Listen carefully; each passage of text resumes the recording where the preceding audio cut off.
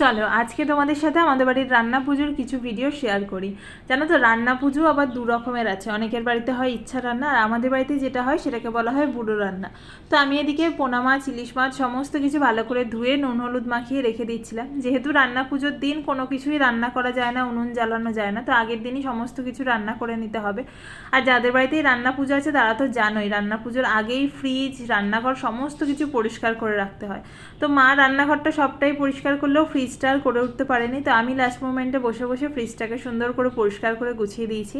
আর এই তো সন্ধ্যে থেকেই রান্নার তোড়জোড় শুরু হয়ে গেছে। পান্তা ভাত তো আছেই, তার সাথে রয়েছে নারকোল ছাই, 5 রকমের ভাজা, খেসারির ডাল, মাছের টক, মাছের ঝাল। আর এই যে মা বসে বসে করছে এখন নাড়ু, যেহেতু আমাদের দোকানে বিশ্বকর্মা পুজো রয়েছে। তো বড় মার এদিকে রান্নাবান্না কমপ্লিট হয়ে গেছে, এখন সুন্দর করে একটু পুজো দিয়ে নিচ্ছে। তো চলো আজকের মতন তাহলে আসি, দেখা হবে আবার নেক্সট মিনি ব্লগে। টাটা।